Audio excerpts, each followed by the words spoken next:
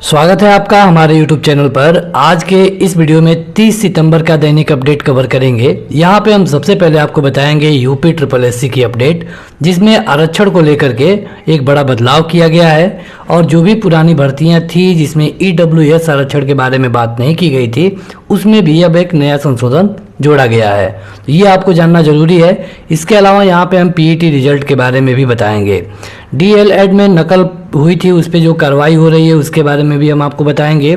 सहकारी समिति में लगभग 7500 पदों पे पहले जो भर्तियां होती थी बिना लिखित परीक्षा की होती थी, लेकिन अब इन भर्तियों में क्या होगा ये आपको इस वीडियो में हम बताने वाले हैं। किस TGT के परिणाम में संशोधन होगा ये भी आप इस वीडियो में जान पाएंगे। इसके अलावा आपको ढेर सारे नए गवर्नमेंट जॉब के बारे में भी बताएंगे। वीडियो शुरू करें उससे पहले इसी तरह की अपडेट और फ्री स्टडी के लिए आप इस ऐप को डाउनलोड करें, जिसका डायरेक्ट लिंक वीडियो के डिस्क्रिप्शन में और पहले कमेंट बॉक्स में मिल जाएगा। इस वीडियो को लाइक करने के साथ चैनल को जरूर सब्सक्राइब करें, उसके बाद बेल आइकन दबाएं, उसमें ऑल सेलेक्ट करें इसी तरह की बेहतरीन वीडियो सबसे पहले पाने के लिए। सबसे पहले शुरू करते हैं यूपी SSSC से। यहाँ पे आप देख सकते हैं हिंदुस्तान की ये पेपर कटिंग है और हेडिंग है कि पुरानी भर्तियों में भी लागू होगा EWS आरक्षण।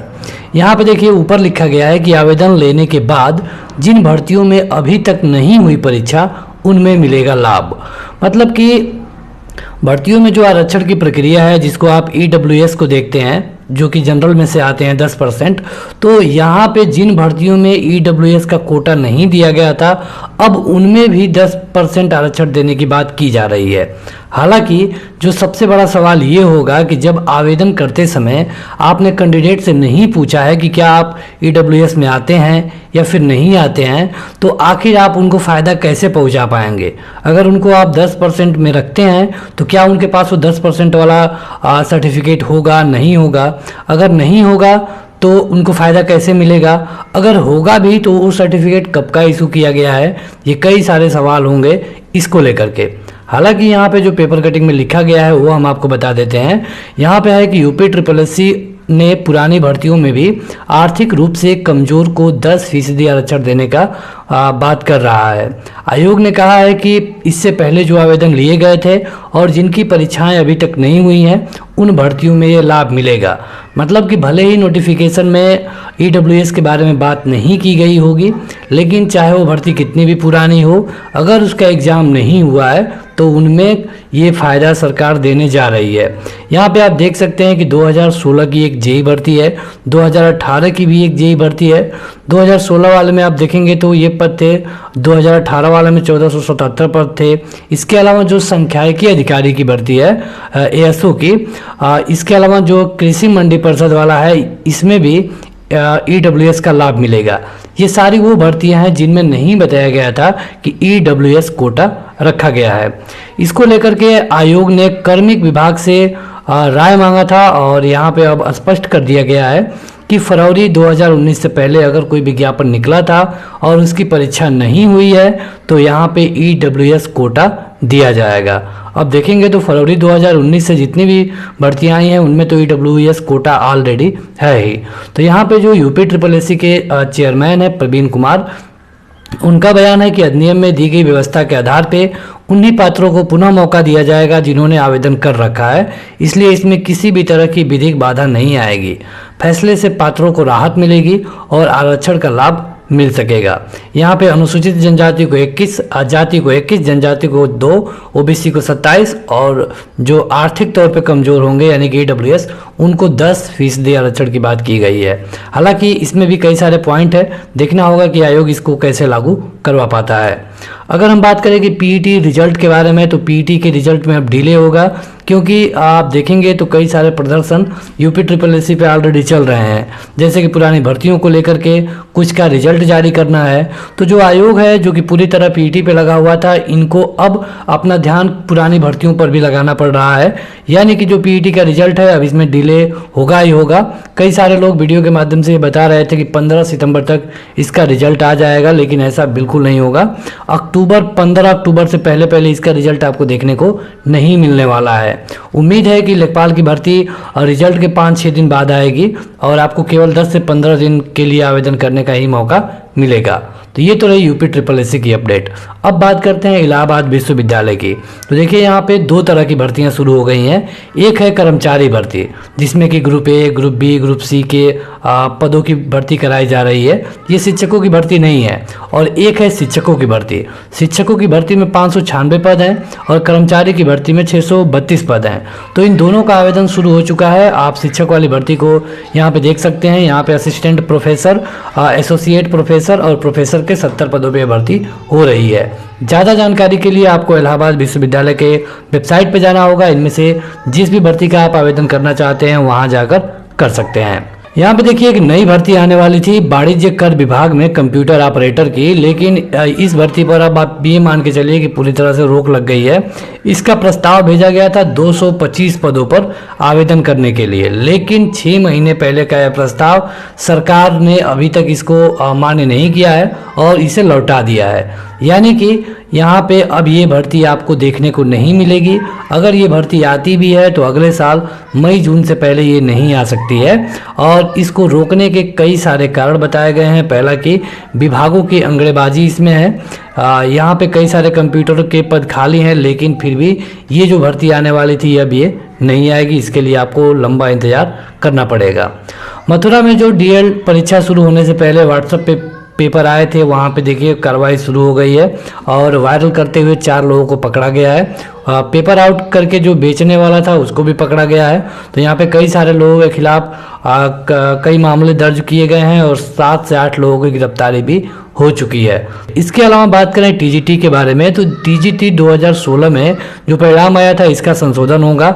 आप देख सकते हैं कि इसके लिए जो चयनित अभ्यर्थी हैं वो 1 अक्टूबर को प्रदर्शन करेंगे। इनका ये कहना है कि 7 दिन के प्रदर्शन के बाद भी चयन बोर्ड के अध्यक्ष और उप सचिव ने आश्वासन दिया था कि 7-8 दिन में यह प्रक्रिया हो जाएगी, लेकिन अभी तक नहीं हुआ है। तो प्रत्येक जिले में टीम गठित कर दी गई है और 1 अक्टूबर से यहाँ पे बेमियादी धरना होगा। और यहाँ पे इसके अलावा जो UPSC में प्राविधिक शिक्षा में अध्यापन वाला कार्य था, इसमें मांग ये है कि जो पुरानी भर्ती आई थी उसको आयोग ने रद्द कर दिया है। और आयोग ने ये कहा था कि जो CBI की जांच चल रही है उसको लेकर के उत्तर प्रदेश में जो प्राविधिक शिक्षा की भर्ती है उसको हम रद्द कर रहे हैं। हालांकि जो पुराने लोग हैं अब उनकी मांग ये है कि जब हमने उसमें आवेदन किया था और आपने उस भर्ती को तो रद्द कर दिया, लेकिन जब नई भर्ती आएगी तब तक तो हमारी उम्र खत्म हो जाएगी, तो हमें उसमें उम्र छूट का एक मौका दिया जाए, या तो स्पेशल या फिर कोई नोटिस जारी करके। तो ये मांग है एक UPPSC के प्राविधिक शिक्षा भर्ती के लिए। इसके अलावा जो TET होने वाला है, इसके बाद जो प्रशिक्षित बेरोजगार हैं उन्होंने कहा है कि TET होने के तुरंत बाद सरकार को एक शिक्षक भर्ती लानी चाहिए। और यहाँ पे उन्होंने कई सारे नियमों का हवाला भी दिया है। एक बात आप समझ जाइए, क्योंकि अभी चुनाव होने वाले हैं और अभी चुनाव से पहले जिनकी विज्ञापन आ जाएगी, परीक्षा हो जाएगा, उनके होने के चांस तो रहेंगे। एक बार चुनाव बीत जाने के बाद जल्दी कोई सुनवाई नहीं करता है। आपको याद होगा यही सरकार है जब 2017 में आई थी तो करीब 6 से 8 महीने तक कहीं पर भी कोई अपडेट नहीं हुई। जितने भी परीक्षाएं होने वाले थे वो सब रोक दिए गए थे और सरकार कुछ भी सुनने के मूड में नहीं थी। तो इसको लेकर के सभी लोगों की मांग ये है कि चुनाव से पहले पहले जितनी भी भर्ती आ जाए उतना ही बेहतर होगा। अब बात करते हैं जो सहकारी समिति में कर्मियों की भर्ती होती थी। देखिए यहाँ पे लगभग 7,479 सहकारी समिति में भर्तियां होती थी। पहले जो ये भर्तियां होती थी जुगाड़ से हो जाती थी, मतलब कि इसमें परीक्षा उरीक्षा होना नहीं था। लेकिन अब इसके लिए जो समिति है इसने अब लिखित परीक्षा कराने का निर्णय लिया है। यहाँ पे परीक्षा कैसे होगा, 120 प्रश्न पूछे जाएंगे, माइनस मार्किंग होगी, इंटरव्यू नहीं होगा, ऑनलाइन या फिर ऑफलाइन लिखित परीक्षा हो सकती है। तो इसके लिए ये सारा नियम बना दिया गया है और ये जो पेपर होगा ये हाई स्कूल लेवल का होगा। तो कहने का ये मतलब है कि जल्दी ही आपको ये भर्ती देखने को मिल सकती है। जो सहकारी समिति की भर्ती है इसमें लगभग 7500 के आसपास पद आएंगे। 500 रुपये आवेदन शुल्क रखा जाएगा OBC और जनरल का, 250 रुपये SC ST का। तो विज्ञापन 1 महीने के अंदर अंदर आपको देखने को मिल जाएगा। तो ये एक भर्ती आने वाली है, आपको इसके लिए तैयार रहना होगा। ये वही पुरानी वाली अपडेट है जो कि UPPSC की प्राविधिक शिक्षा वाली।